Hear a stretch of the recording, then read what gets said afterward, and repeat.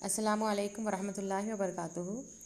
आज हम class 11th का बायोलॉजी से आप लोगों का दूसरा सबक सिस्टमैटिक ऑफ लिविंग ऑर्गेनिज्म, इस चैप्टर का अगला पार्ट जो है डिस्कस करेंगे।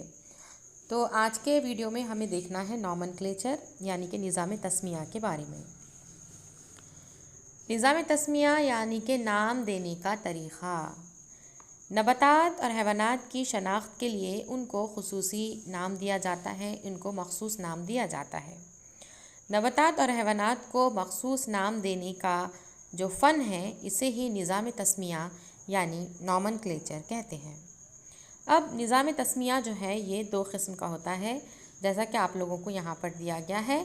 एक होता है वर्नाकुलर यानी कि लोकल नेम्स, जिसे हम कॉमन नेम्स यानी इलाक़ाई नाम कहते हैं, और दूसरा होता है साइंटिफिक नेम, जिसे हम साइंसी नाम कहते हैं। तो इलाक़ाई नाम जो है वो क्या होता है?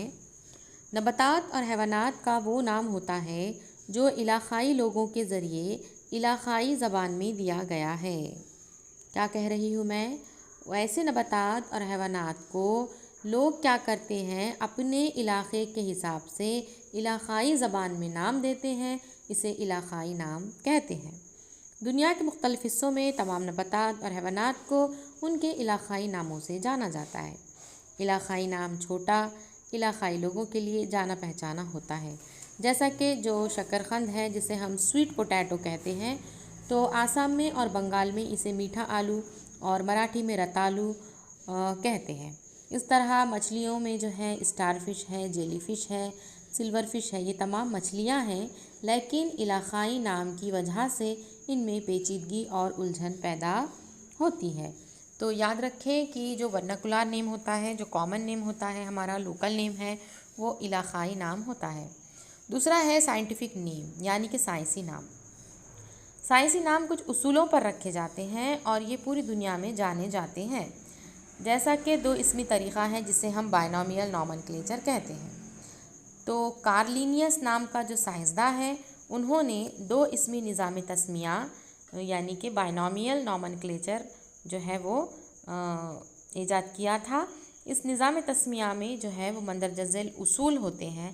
कौन से रूल होते हैं ये आप देखिए।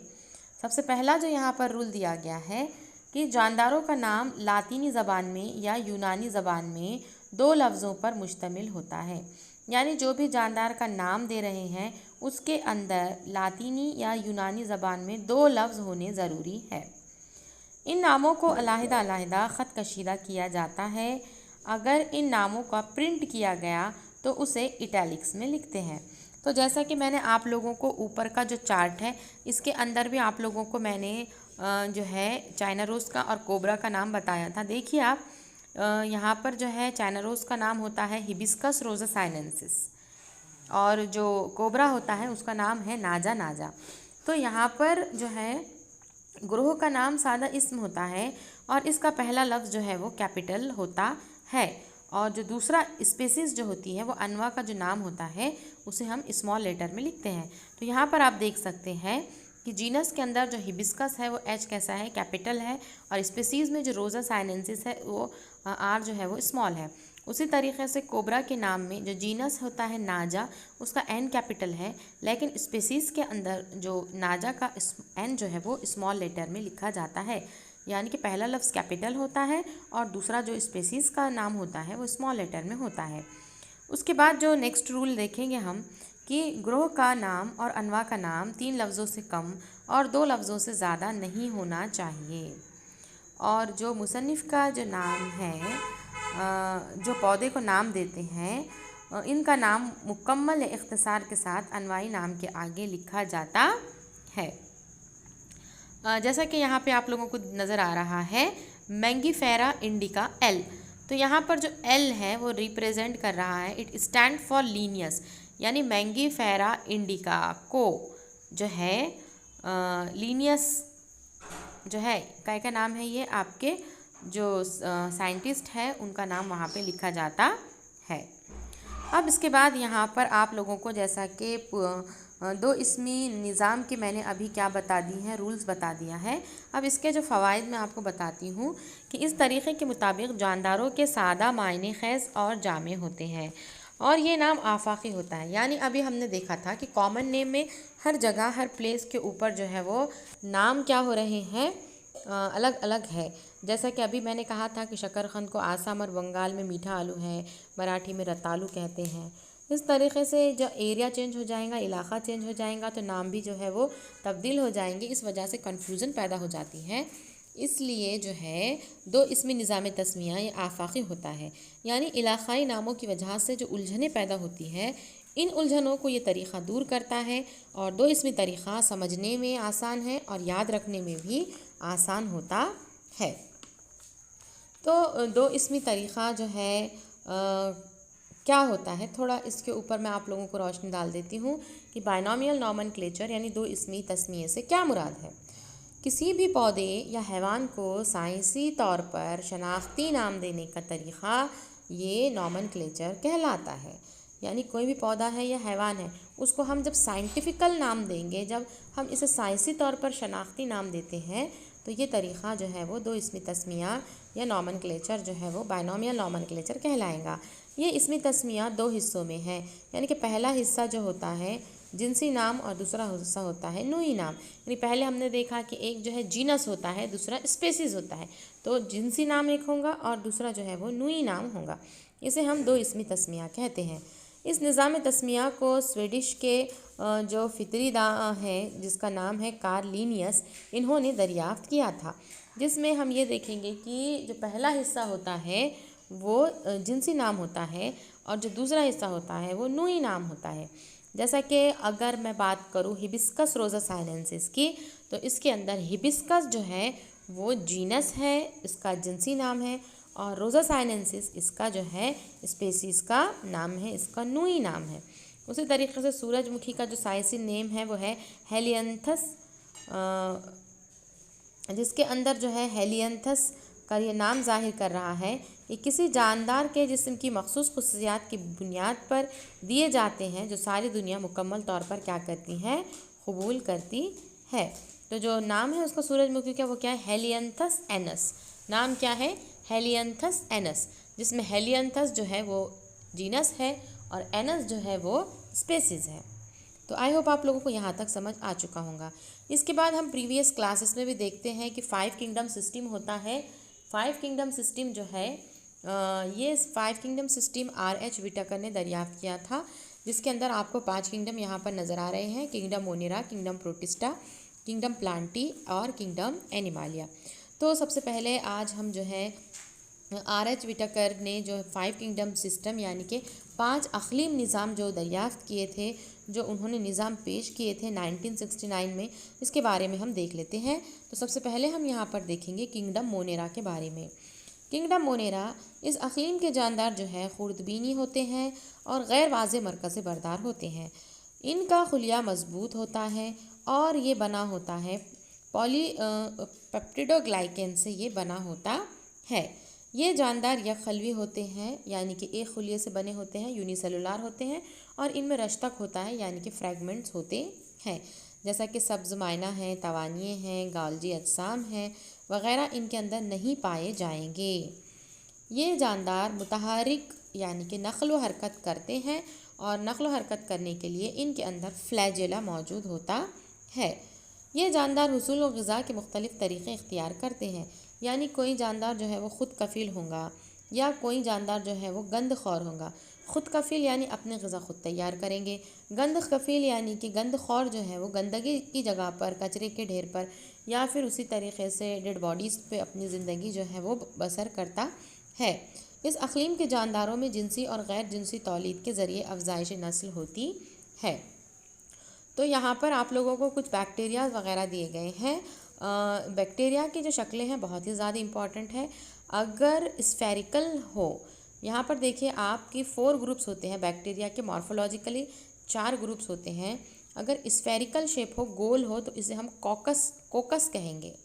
अगर रॉड शेप हो, अगर सलाखनुमा हो, तो इसे हम बैसिलस कहेंगे। अगर कॉमा शेप हो तो इसे हम विब्रियो कहेंगे, और अगर स्पाइरल शेप हो तो हम स्प्रिलम कहेंगे, जैसा कि आपको शक्ल में नज़र आ रहा है। इसकी बुनियाद पर बैक्टीरिया को जो है वो 2 हिस्सों में तकसीम किया गया है, क्लासिफाई किया गया है। एक होता है आर्ची बैक्टीरिया और दूसरा होता है यू बैक्टीरिया। तो क्या कह रही हूँ मैं, एक होता है आर्ची बैक्टीरिया और दूसरा होता है यू बैक्टीरिया। तो सबसे पहले जान लेते हैं आर्ची बैक्टीरिया के बारे में। आर्ची बैक्टीरिया जो है ये जो है क़दीम तरीन जानदार के रकाज़ात इन्हें माना जाता है। ये नमकीन इलाक़ों को हेलोफाइल्स कहेंगे और बहुत गर्म इलाक़े यानी कि थर्मो एसिडो कम दर्ज हरारत को हम कहते हैं साइक्रोफिल और ज़ायद पीएच वालों को कहते हैं हम अल्काइलोफिल। इस एरिया में ये पाए जाते हैं। उसके अलावा ये गैर हवाबाश होते हैं। गैर हवाबाश यानी कि जो ऑक्सीजन का इस्तेमाल नहीं करते। इसके बाद जो है इनकी जो खलवी दीवार होती है वो पॉलीसेकेराइड से और सीडोपेप्टिडोग्लाइकॉन से बनी होती है। खलवी दीवार नामवाफ़िक हालात में ज़िंदा रहने के लिए मददगार है, यानी इनकी बॉडी के अतराफ़ में जो गिलाफ़ रहेगा तो ये इनको बचाता है ज़्यादा ठंड से, ज़्यादा टेम्परेचर से, यानी कि ये नामवाफ़िक हालात में भी ज़िंदा रहते हैं। और खलवी झिल्ली में चर्बी पाई जाती है। तो ये होते हैं आर्ची बैक्टीरिया। अब दूसरे जो है हम यहाँ पे देखेंगे यू बैक्टीरिया। यू बैक्टीरिया को हम जो है हकीकी बैक्टीरिया भी कहते हैं। याद रखें, यू बैक्टीरिया को जो है वो ट्रू बैक्टीरिया यानी हकीकी बैक्टीरिया भी कहते हैं।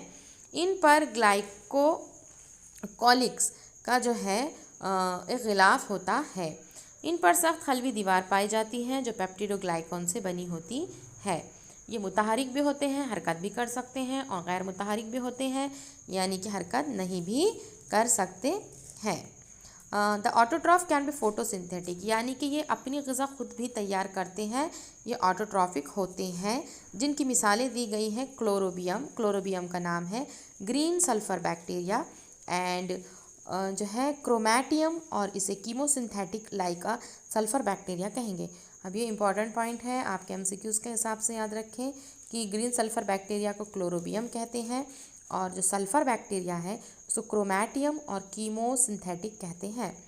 These are mostly multicellular filamentous form living in a fresh water, यानी कि ये मल्टी सेलुलर होते हैं, कसीर खलवी होते हैं, और जो फ्रेश वाटर में यानी कि ताज़ा पानी के अंदर, मीठे पानी के अंदर जो है ये रहते हैं। मीठा पानी यानी कि नदी का पानी है, इसे फ्रेश वाटर कहेंगे।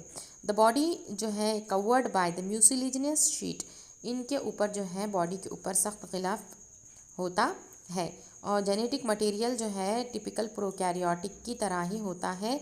Chlorophyll A, chlorophyll B, carotene, ज़ंतोफिल, ये तमाम फोटोसिंथेटिक पिगमेंट इनके अंदर पाए जाते हैं। उसके बाद जो है ये जो है इनका इस्तेमाल हम लैक्टिक एसिड की तैयारी में भी करते हैं। कुछ बैक्टीरिया ऐसे होते हैं जो बीमारी लाहक करते हैं। अब जैसा कि हमको पता है कि दूध से दही बनाना, कर्डलिंग ऑफ मिल्क के लिए हम लैक्टोबैसिलाई का इस्तेमाल करते हैं। नाइट्रोजन फिक्सेशन के लिए अज़ोटोबैक्टर का इस्तेमाल करेंगे।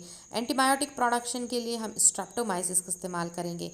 उसी तरीके से कंपोस्टिंग एंड डिग्रेडिंग ऑयल के लिए भी इनका इस्तेमाल किया जाता है, यानी खाद वगैरह बनाने में भी इनका इस्तेमाल किया जाता है। लेकिन इतना ही नहीं है, ये जो पैथोजेंस भी हैं, पैथोजेंस यानी कि बीमारी लाहक करने वाले, ये डिसीज़ कॉजिंग होते हैं, बीमारी फैलाते हैं। कौन कौन सी बीमारियां ये फैलाएंगे? टाइफाइड है, कॉलरा है, ट्यूबरक्लोसिस है, उसके अलावा टिटेनस है, ये तमाम बीमारियां ये फैलाते हैं। अब यहाँ पर आपको साइनोबैक्टीरिया नज़र आ रहा है। साइनोबैक्टीरिया यानी कि ब्लू ग्रीन अलगी, याद रखें, नीलगू सब्ज़ काई को साइनोबैक्टीरिया ब्लू ग्रीन अलगी कहते हैं। अब यहाँ पर आप लोगों को येलो कलर के उनके अंदर सेल्स नज़र आ रहे हैं, लेकिन ब्लू कलर का एक जो बड़ा सा सेल नज़र आ रहा है इसे हेट्रोसिस्ट कहेंगे।